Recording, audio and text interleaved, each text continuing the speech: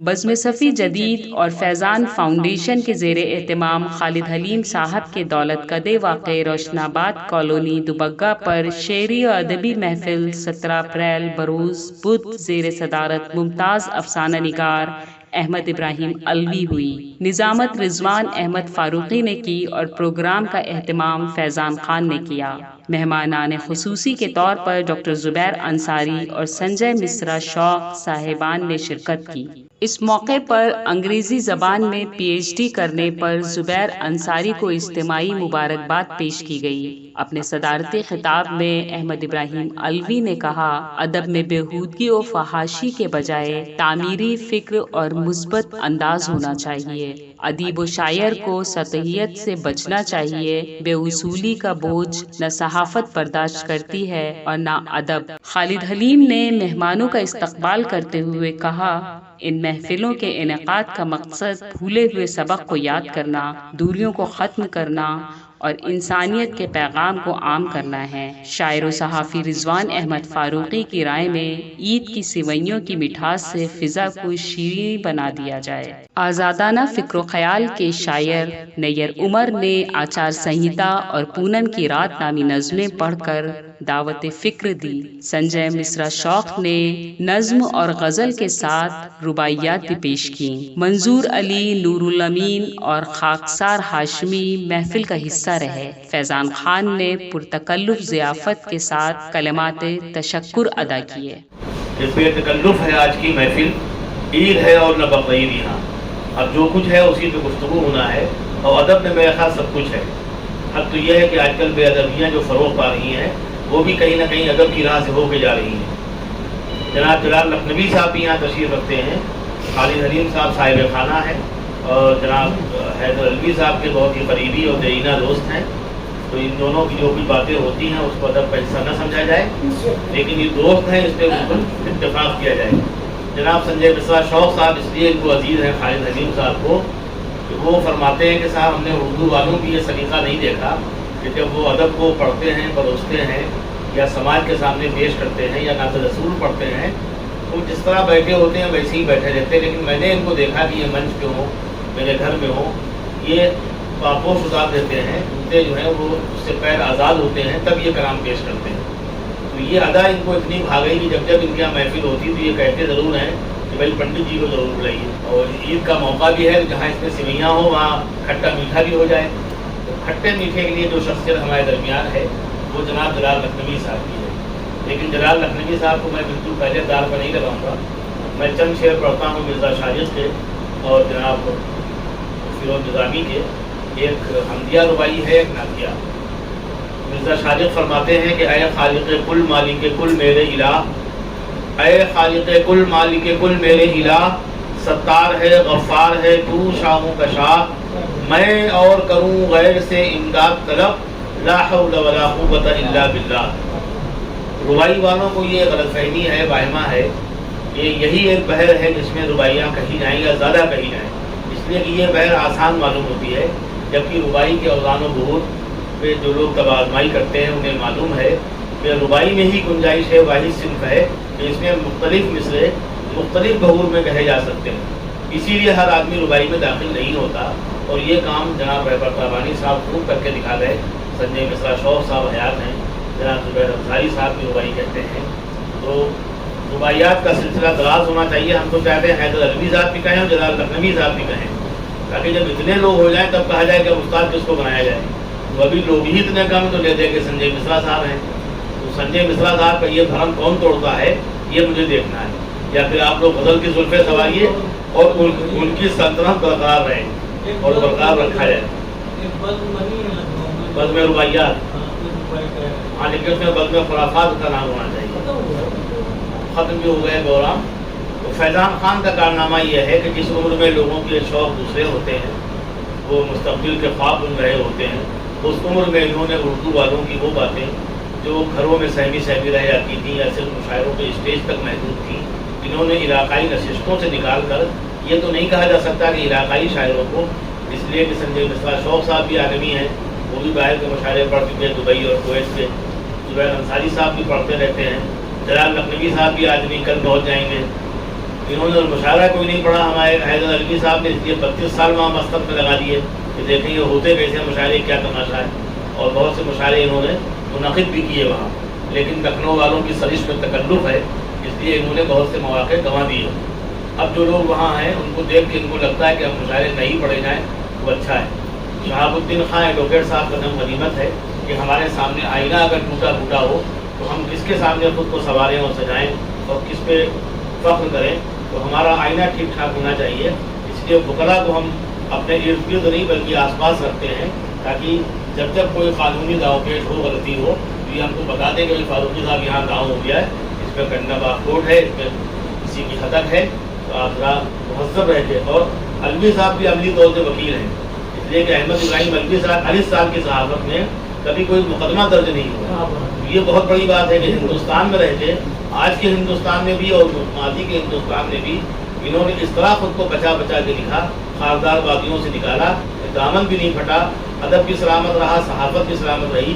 اور الحمدللہ علوی صاحب بھی ہم لوگوں کی سرپرستی کے لیے سلامت ہیں. تو ایسے ہی باہوش لوگوں کی قیادت اور سرپرستی کی ہمیں ضرورت تھی، ہے اور رہے گی. علوی صاحب کے حق میں دعا کیجیے یہ دیر تک سلامت رہیں اور دیر تک ہم لوگوں کی سرپرستی فرمائیں. بہرحال میں چاہتا ہوں خالد حلیم صاحب سے پہلے ابتدا کی جائے، ان سے پوچھا جائے کہ آخر یہ نشستیں آپ کیوں کرتے ہیں، آپ کو کیا ملتا ہے؟ آپ کو اچھے خاصے شریف آدمی، آخری وقت میں آدمی مذہبی ہو بھی جاتا ہے، تو نماز روزہ ہی کافی تھا، تو یہ نشستوں کی آپ نے داخل کیوں ڈالی؟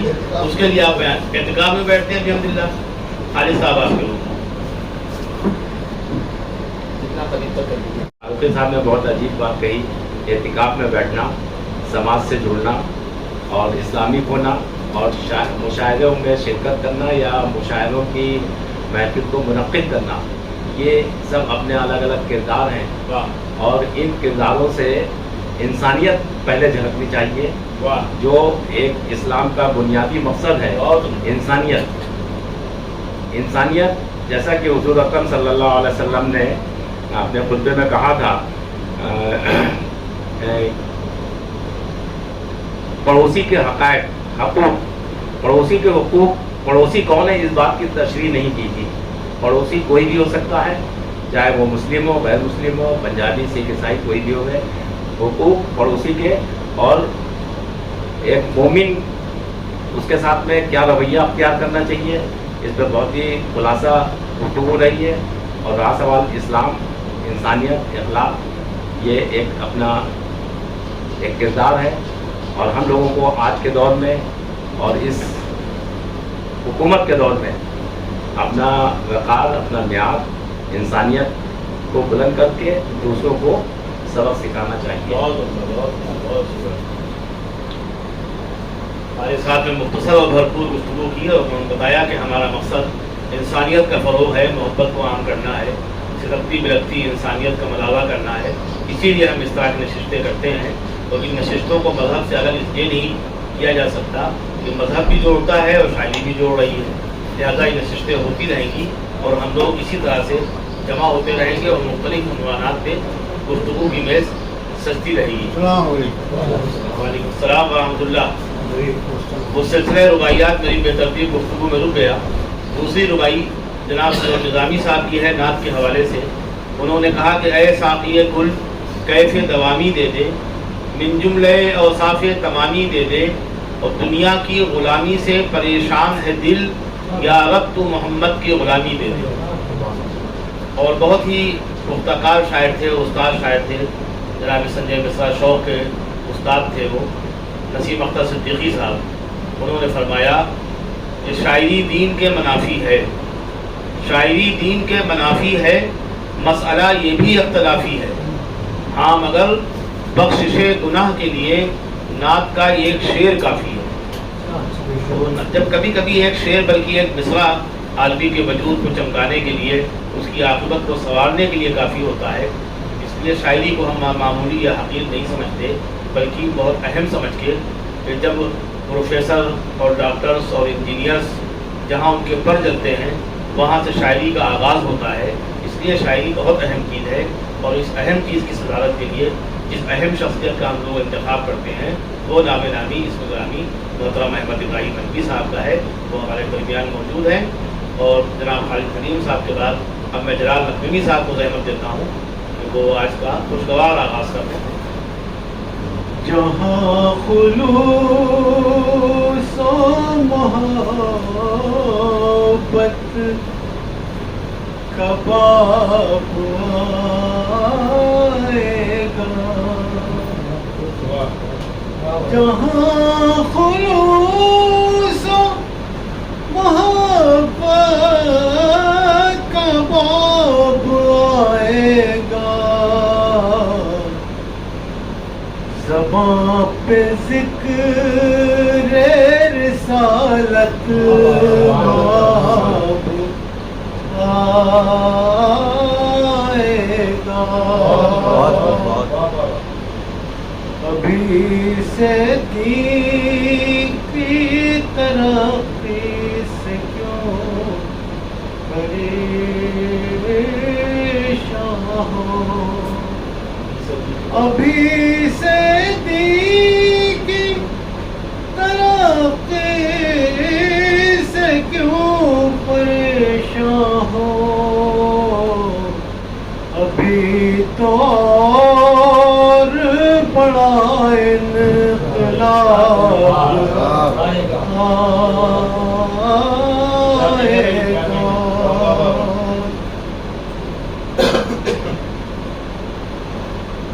چار مصرے رضوان بالکل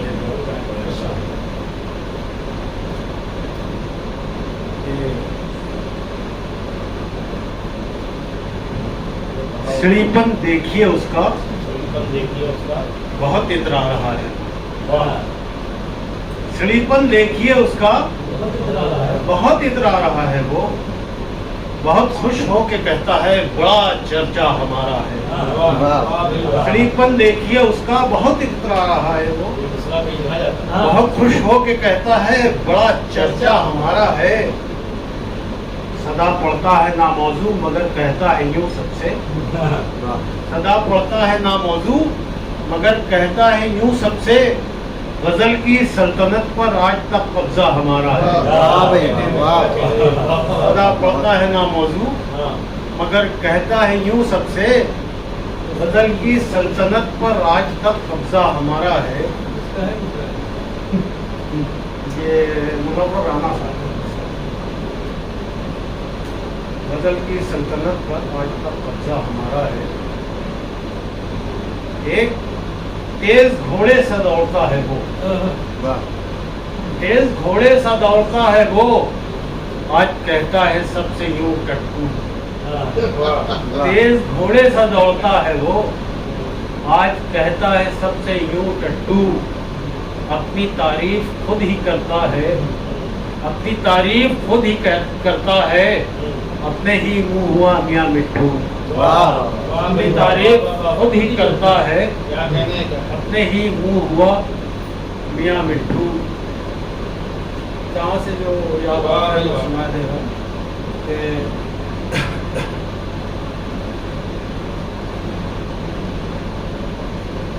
یہ ہے مضبوط لکڑی کا دنادن کام آئے گا. یہ ہے مضبوط لکڑی کا دنادن کام آئے گا, ذرا بگڑا جو شوہر تو یہ بیلن کام آئے گا. ذرا بگڑا جو شوہر تو یہ بیلن کام آئے گا. ذرا بگڑا جو شوہر تو یہ بیلن کام آئے گا.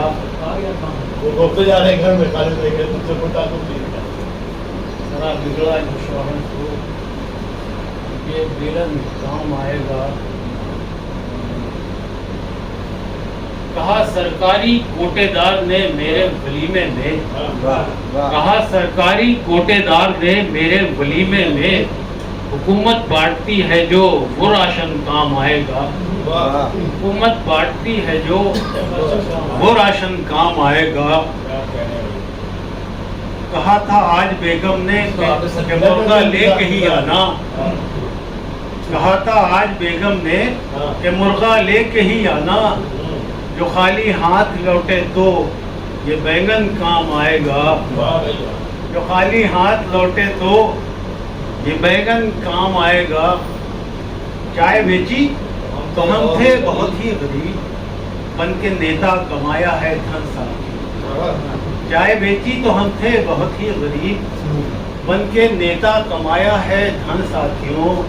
लूट कर मुल्क को चल दिए कह के ये, लूट कर मुल्क को चल दिए कह के ये, अब तुम्हारे हवाले वतन साथियों। मिसरा और सुनिए कि गोली चुरा के लाऊंगी भाभी के जेवरात, गोली चुरा के लाऊंगी भाभी के जेवरात। मैं मुंतजिर था इसलिए शबनम का शाम से, गोली चुरा के लाऊंगी भाभी के जेवरात। मैं मुंतजिर था इसलिए शबनम का शाम से। जब ये सुना वो भाग गई एक सीढ़ी के साथ, जब ये सुना वो भाग गई एक सीढ़ी के साथ। नफरत सी हो गई है मोहब्बत के नाम से। कम से कम 11 की एक टीम हो मेरे घर, कम से कम 11 की एक टीम हो मेरे घर में। है तो बस बच्चे अभी 4, खुदा खैर करे। कम से कम 11 की एक टीम हो मेरे घर में, है तो बस बच्चे अभी 4, खुदा खैर करे। बीच में रख के तो सोती है हमारी बेगम, बीच में रख के तो सोती है हमारी बेगम।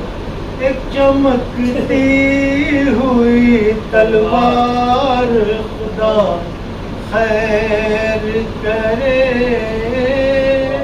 लर्न ऑनलाइन की जानिब से आपसे बस इतनी इल्तिजा है कि हमारे इस प्रोग्राम को लाइक, शेयर और सब्सक्राइब ज़रूर करें। साथ ही बेल आइकन दबाना ना भूलें, जिससे हमारी हर वीडियो आप तक अपलोड होने के साथ ही पहुंच सके। शुक्रिया।